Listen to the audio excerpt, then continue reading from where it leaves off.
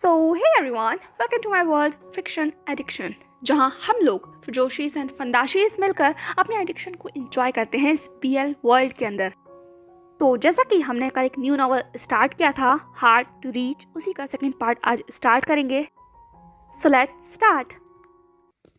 एक नई सुबह हो चुकी थी और रोशनी उस कमरे में भी पहुंच गई थी जिस कमरे में दो शख्स ने रात को अपनी बहुत ही एक्सट्रीमली हार्ड एक्सरसाइज के बाद नींद को गले लगा लिया था। और जैसे ही वो रोशनी उस कमरे में पहुंची तो एहसास होता है कि अब वो गिनती दो नहीं सिर्फ एक की रह गई है। जान को जैसे ही धूप का एहसास अपने चेहरे पर होता है, उसकी आंखें धीमे धीमे खुलना शुरू कर देती हैं, पर उससे पहले उसका हाथ ऑलरेडी इधर उधर घूम रहा था, जैसे कि वो किसी को ढूंढने की कोशिश कर रहा हो। पर अफसोस, जहान जिसको ढूंढने की कोशिश कर रहा था वो शख्स वहाँ से रुखसत हो चुका था। और इस बात का एहसास जहान को जब होता है जब उसे अपने बगल में जो जगह थी वो पूरी तरीके से खाली मिलती है, और ना ही सिर्फ खाली थी, वो जगह ठंडी भी हो चुकी थी। इसका मतलब वो शख्स बहुत पहले ही वहाँ से जा चुका है। जहान की आंखें तुरंत खुल जाती हैं और वो झटके से खड़ा होकर पूरे कमरे का जायजा लेने लग जाता है।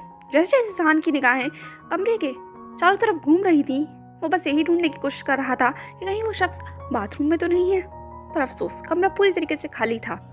और इस चीज़ के एहसास ने जहान के दिल में अजीब सी इमोशंस को जगा दी थी। वो एक अजीब सा हर्ट महसूस कर रहा था।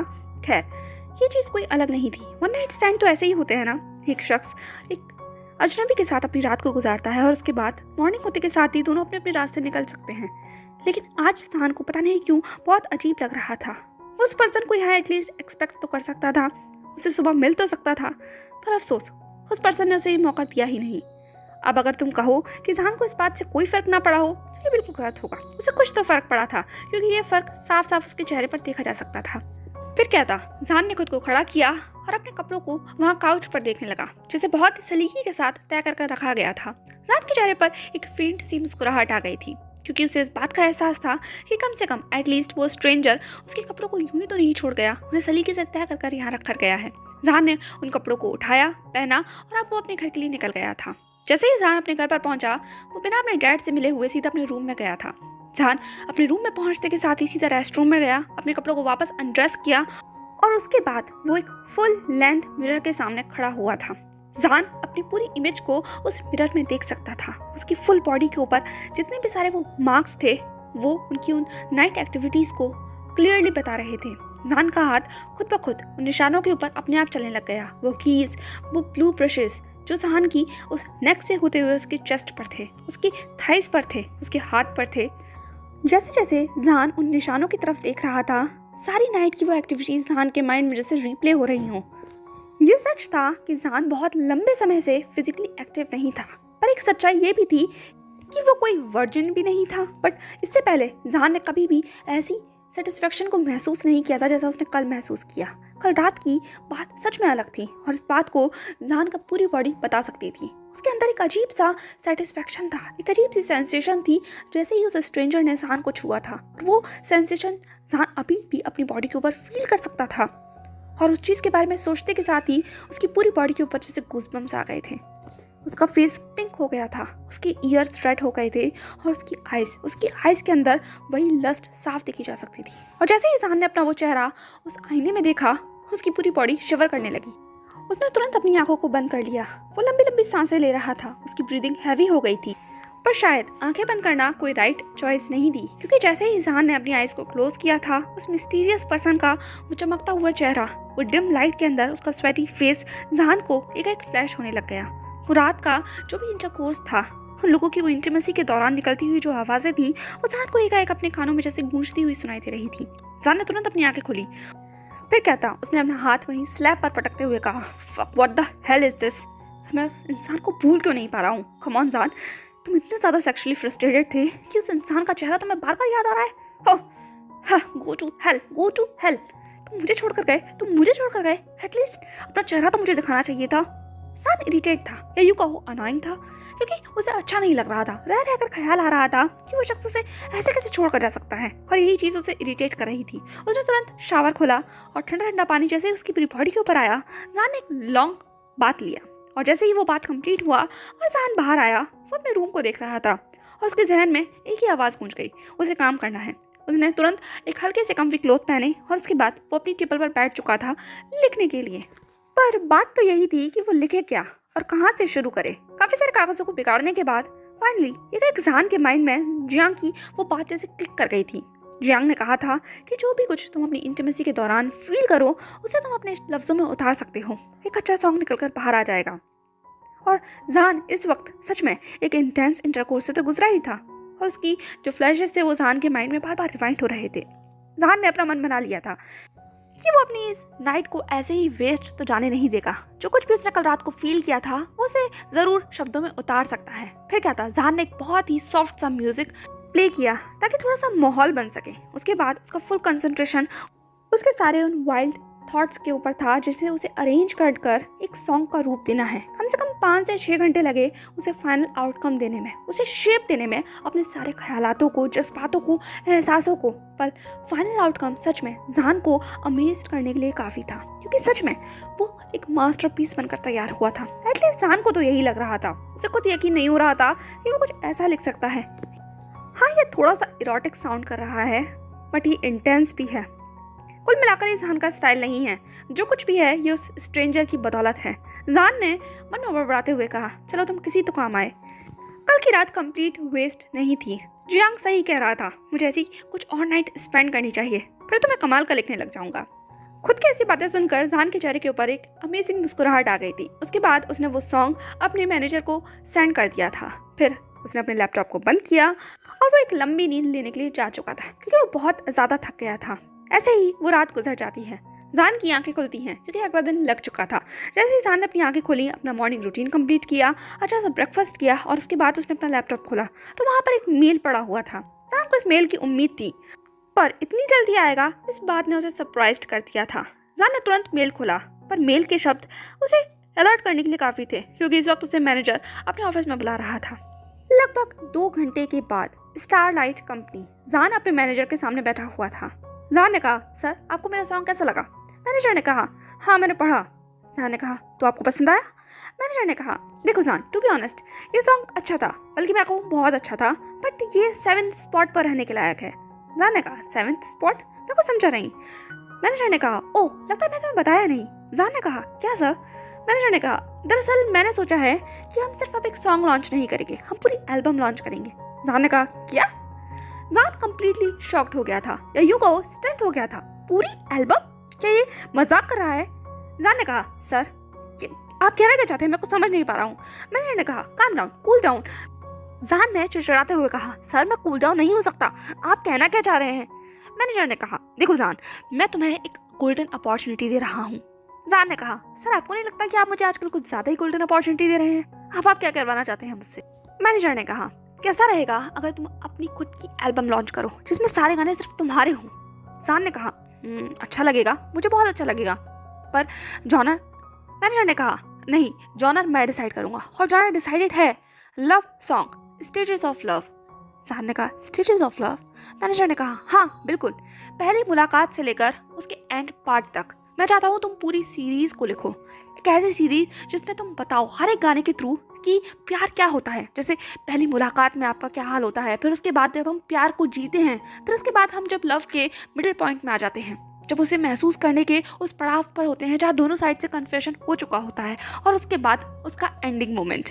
पूरी सीरीज की तरह तुम इसे लेकर चलो। मैं बस चाहता हूँ कि तुम ऐसी सीरीज लॉन्च करो जिसके एल्बम में सारे इमोशंस हो, लव के सारे इमोशन, सारे स्टेजेस। इसीलिए मैंने तुम्हारे इस गाने को 7th स्पॉट दिया है। जहान का दिमाग पूरी तरीके से चकरा चुका था, उसे कुछ समझ नहीं आ रहा था। एक पूरी सीरीज, यहाँ उसका एक सॉन्ग लिखने में हालत खराब हो गई, और यहाँ उसका मैनेजर उसे दिन में सपने दिखा रहा है पूरी सीरीज लिखने के। इससे ज्यादा बेहतर और क्या हो सकता है? जहान ने कहा, मुझे माफ कर दीजिए सर, पर मैं नहीं लिख पाऊंगा, मैं एक सॉन्ग लिखने में परेशान हो गया। जहान के मैनेजर ने कहा, सोच लो, चांसेस योर्स, वैसे भी तुम्हारा कॉन्ट्रैक्ट रिन्यू करने का टाइम आ गया है। जहान अब बहुत फ्रस्ट्रेट हो गया था। उसने कहा, आपका क्या मतलब है? जहान के मैनेजर ने कहा, या तो इस पूरी सीरीज को तुम लिखो, या फिर। जहान ने कहा, सीरियसली आप मुझे इस कंपनी से बाहर निकाल देंगे सिर्फ इसलिए कि मैं सॉन्ग राइट नहीं कर रहा? आखिर ऐसा भी क्या है कि सिर्फ सॉन्ग को मैं ही राइट करूंगा? उसके मैनेजर ने कहा, देखो जहान, तुम भी जानते हो कि तुम्हारी फैन फॉलोइंग कितनी ज्यादा है, और अगर तुम्हारे लिखे हुए गाने सबके सामने आएंगे तो कितना ज्यादा अच्छा होगा। यूथ तुम्हें सुनना पसंद करती है, और जब यूथ का फेवरेट टॉपिक यानी कि लव के ऊपर तुम लिखोगे तो समझ जाओ सारे रिकॉर्ड्स टूट जाएंगे, व्यूज़ के, लाइक्स के और हमारे यहाँ पर स्पॉन्सरशिप के। बस मैं चाहता हूँ कि तुम ये मेरा काम कर दो। जान बहुत इरिटेट हो गया था। उसने कहा मैं आपको सोच के बताऊंगा। इसके बाद जान वहाँ से जा चुका था और जैसे ही जान गया एक शख्स कमरे के पीछे से सामने आ गया था। वो वैन चाओ था। उसने कहा तुमने बहुत अच्छा काम किया। मैनेजर ने कहा जैसा आपने कहा था मैंने बिल्कुल वैसा ही किया है। मैं जानता हूँ रोमांस उसका जॉनर नहीं है और वो नहीं लिख पाएगा, डेडलाइन से पहले तक तो बिल्कुल नहीं लिख पाएगा। वैन चाओ ने कहा पर जो उसने अभी लिखा वो कैसा है? मैनेजर ने कहा सच बताऊं तो वो अच्छा है, क्या यूँ कहूँ ज़बरदस्त है, उसने सच में बहुत अच्छा काम किया है। वैन चाओ ने कहा तो फिर तुम इतना कॉन्फिडेंट कैसे हो कि वो नहीं लिख पाएगा डेडलाइन तक? मैनेजर ने कहा क्योंकि मैं उसे जानता हूँ, ये सॉन्ग उसने लिख दिया है बट ये इंटिमेसी के दौरान है, ये कोई प्यार को नहीं बताता, ये सिर्फ लस्ट को बता रहा है। वैन चाओ ने कहा लस्ट, इंटरेस्टिंग।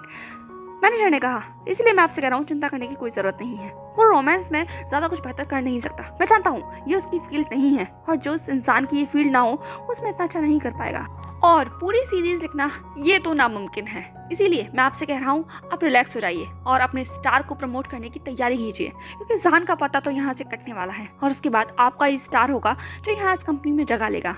ये कहते हुए दोनों के चेहरे के ऊपर मुस्कुराहट थी और वहीं लगभग 2 घंटे के बाद जान अब जियांग के पास बैठा हुआ था। उसने अपना सॉन्ग जियांग को दिया और जियांग उस सॉन्ग को जैसे जैसे पढ़ रहा था उसके फेस के एक्सप्रेशन चेंज हो रहे थे। फाइनली जैसे ही वो सॉन्ग कंप्लीट हुआ जियांग अपनी सीट से खड़ा हो गया। उसने क्लैप करते हुए कहा माय गॉड तुमने कितना ज़बरदस्त लिखा है जान, कमाल कर दिया। जान ने कहा तुम्हें भी यही लगता है ना? जियांग ने कहा ऑफ कोर्स, जो कोई भी इसे पढ़ेगा वो यही कहेगा। वैसे तुम ये बताओ कि तुम्हें ये आइडिया आया कहाँ से? तुम्हारे थॉट्स तो कमाल के हैं, मुझे अभी भी अपने पूरे बॉडी के ऊपर गूज़बम्स फील हो रहे हैं। जान ने कहा ज़्यादा सोचने की ज़रूरत नहीं है, बस एक स्ट्रेंजर का कमाल था। यही कहूँ मैंने तुम्हारी एडवाइस को फॉलो किया। जियांग ने कहा मुझे पूरी हिस्ट्री जाननी है, जल्दी से बताओ, सारी चीज़ें डिटेल में होनी चाहिए। फिर क्या था, जान ने सब कुछ डिटेल में जियांग को बता दिया था। जियांग ने कहा ओह माय गॉड, लगता है उस स्ट्रेंजर का तुम्हारे ऊपर कुछ ज़्यादा ही प्रभाव है। मैं देख सकता हूँ। जान ने कहा ज़्यादा कुछ नहीं है, वो एक वन नाइट स्टैंड था। खैर जो कोई भी हो, वो जितना ज़्यादा मुझे अनॉय करके गया था मुझे अकेला छोड़कर, उतना ही ज़्यादा मैं खुश हो गया जब ये फाइनल आउटकम बाहर आया। जियांग ने कहा फिर तो तुम्हारा काम बन गया, अब तुम सैड क्यों हो? जान ने कहा कहाँ काम बन गया, मेरा मैनेजर पागल हो चुका है, वो मुझसे पूरी सीरीज चाहता है। जियांग ने कहा सीरीज? जान ने कहा हाँ सीरीज। इसके बाद जान ने एक एक कर वो सारी बातें जियांग को समझाई जो कि उसके मैनेजर ने उसे समझाई थी। जियांग ने कहा अरे वाह, आइडिया तो बहुत क्रिएटिव है, बहुत अच्छी बात है, स्टेजेस ऑफ लव, अच्छा एक्सपीरियंस रहेगा। जान तुम्हें इस पर काम करना चाहिए। जान ने कहा तुम पागल हो गए हो, स्टेजेस ऑफ लव? सीरियसली? जो इंसान एक सॉन्ग लिखने में पागल हो गया वो पूरी स्टेज कैसे लिखेगा? और तुम्हें पता है इस एल्बम में पूरे कितने गाने होंगे? कुल मिलाकर 10 songs. Holy shit, best of luck man. कहते हुए जियांग उठकर जा चुका था और जान बस वहाँ पर सर पकड़कर बैठा हुआ था। कुछ देर बात करने के बाद अब जान कम्प्लीटली एग्जॉस्ट होकर अपने घर आ गया था और जैसे ही वो घर आया उसके डैड ने उसका अपनी बिग सी स्माइल देकर स्वागत किया। शाओवी ने कहा क्या हुआ, तुम आज कुछ डाउन लग रहे हो? जान वहाँ सोफे पर आकर बैठ गया था। उसने कहा क्या बताऊँ डैड, मैं परेशान हूँ। शाओवी ने कहा परेशान? खैर थोड़ा सा परेशान तो मैं भी तुम्हें करने वाला हूँ। जान ने कहा अब इसका क्या मतलब हुआ? शाओवी ने कहा दरअसल मुझे कंपनी के काम की वजह से बाहर जाना होगा और मुझे एक बहुत ही इम्पोर्टेंट चैरिटी इवेंट ज्वाइन करना था जिसमें मैं नहीं जा सकता, तो मैं चाहता हूँ प्लीज़ प्लीज़ तुम चले जाओ। जान ने कहा नो, मैं बिल्कुल नहीं जाऊँगा, वो चैरिटी इवेंट्स बहुत ज़्यादा बोरिंग होते हैं डैड, मैं वहाँ जाके क्या करूँगा? शाओवी ने कहा जान अगर इम्पोर्टेंट ना होता तो मैं बिल्कुल तुम्हें फोर्स नहीं करता, पर सच में यहाँ जाना बहुत इंपॉर्टेंट है। मैं इस चैरिटी इवेंट में हर साल जाता हूँ और आज मैं नहीं जा पाऊँगा तो सबको बहुत बुरा लगेगा, पर मैं चाहता हूँ मेरी कंपनी की तरफ से कोई तो जाए और मेरा बेटा इससे ज़्यादा बेहतर इंसान और कोई हो ही नहीं सकता। प्लीज़ जान तुम यहाँ जाओ। जान ने कहा जाना ज़रूरी है? शाओवी ने कहा सच में बहुत ज़रूरी है। फिर क्या था, जान को तो शाओवी की बात माननी ही थी। आखिर उसके डैड इतना ज़्यादा फोर्स जो कर रहे हैं और जान जानता था उसके डैड फोर्स कर रहे हैं, इसका मतलब इम्पॉर्टेंट तो है। अब एक हफ्ते बाद ब्लैक कलर का टेलर फिटेड सूट पहनकर जान तैयार हो गया था। उसने अपने बालों को बहुत अच्छे से बन में टाई किया हुआ था, उसका फेस ग्लो कर रहा था और वो एक बहुत ही ज़्यादा चार्मिंग मैन लग रहा था। जान तैयार होकर अब उस सो कॉल्ड चैरिटी इवेंट में जाने के लिए तैयार था। यहाँ तक कि उसने अपने मन को बना लिया था कि वो जैसे तैसे करके अपना समय गुजार लेगा उन बुजुर्गों के बीच में जो उसका दिमाग खाने के लिए बहुत तैयार रहेंगे। और और जैसे ही जान ने पार्टी के अंदर एंट्री ली, माहौल बिल्कुल वैसा ही था। 90s का म्यूजिक बज रहा था और ऐसा लग रहा था जैसे कि जान एक दशक पुराने जमाने में आ गया है। यहाँ पर उसे उसकी एज का कोई भी नजर नहीं आ रहा था। ये पार्टी सच में हद से ज्यादा बोरिंग थी और 1 घंटे में जान का पूरा दिमाग पक चुका था। वो पार्टी को छोड़कर बाहर कॉरिडोर में आ गया। उसने तुरंत अपनी टाई को ढीला किया, उसके बाद अपनी स्लीव्स के बटन को खोला, उसे फोल्ड किया और उसे अपनी एल्बो तक कर लिया था, जिससे जान के आर्म पे बना हुआ वो टैटू साफ विजिबल हो रहा था। वो सच में अभी भी गॉर्जियस लग रहा था, पर वो फ्रस्ट्रेटेड भी लग रहा था। जान ने अपना सर वहीं वॉल से टिका लिया था। वो कुछ टाइम रिलैक्स करना चाहता था ताकि वो अपने आप को पूरी तरीके से मना सके उस फर्दर इवेंट में ज्वाइन करने के लिए, क्योंकि अभी चैरिटी ऑर्गेनाइज नहीं हुई थी।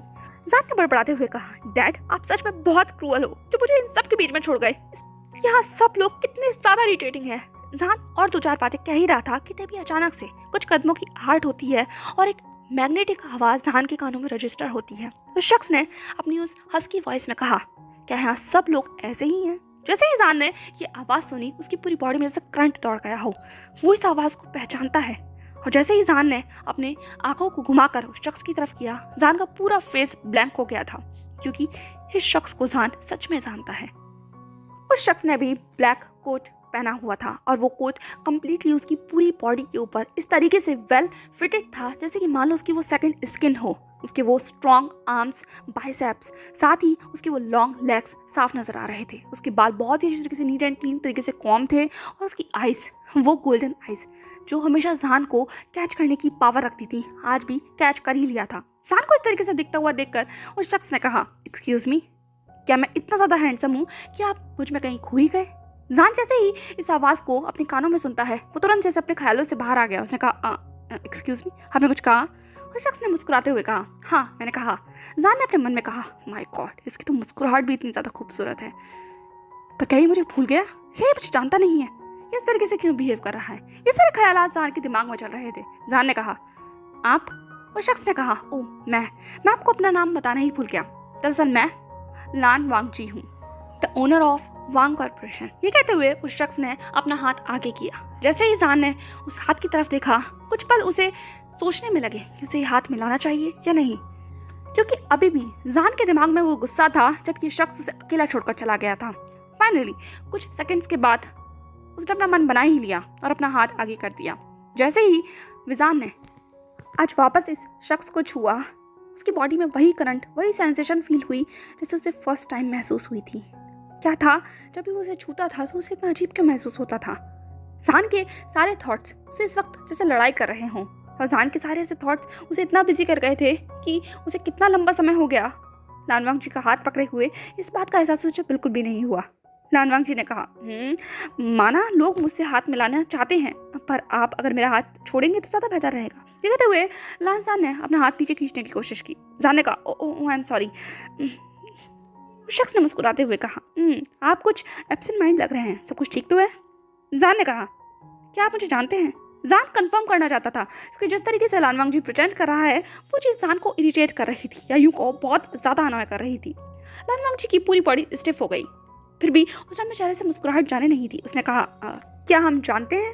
लानवांग जी का ऐसा सवाल सुनकर जान सच में अब बहुत फ्रस्ट्रेट हो गया था। जान ने तुरंत कहा, नहीं, मुझे नहीं लगता कि हम दोनों एक दूसरे को जानते हैं। सॉरी, मैंने आपसे गलत सवाल पूछ लिया।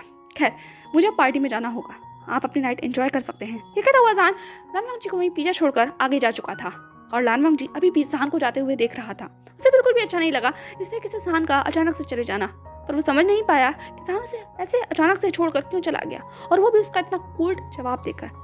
वांग जी अपने थॉट्स में उलझा ही हुआ था कि तभी उसे महसूस हुआ कि एक शख्स ने उसके शोल्डर पर अपना हाथ रख लिया है, और जैसे ही वो पीछे मुड़ा तो सामने और कोई नहीं बल्कि उसकी फियांसे खड़ी हुई थी, जिसका नाम क्वेंचिंग था। इन दोनों की जो एंगेजमेंट थी वो बहुत पहले ही डिसाइड हो चुकी थी। ये एक अरेंज मैरिज थी, या यूं कहो बिजनेस मैरिज थी, वैन ग्रुप्स और वांग ग्रुप्स के बीच में, और इन दोनों की मैरिज बहुत जल्द होने वाली थी। साथ ही जैसे ही इन लोगों की मैरिज होगी, दोनों की कंपनी को बहुत बड़ा प्रॉफिट होगा, इसीलिए दोनों एक दूसरे के साथ रिश्ते में थे।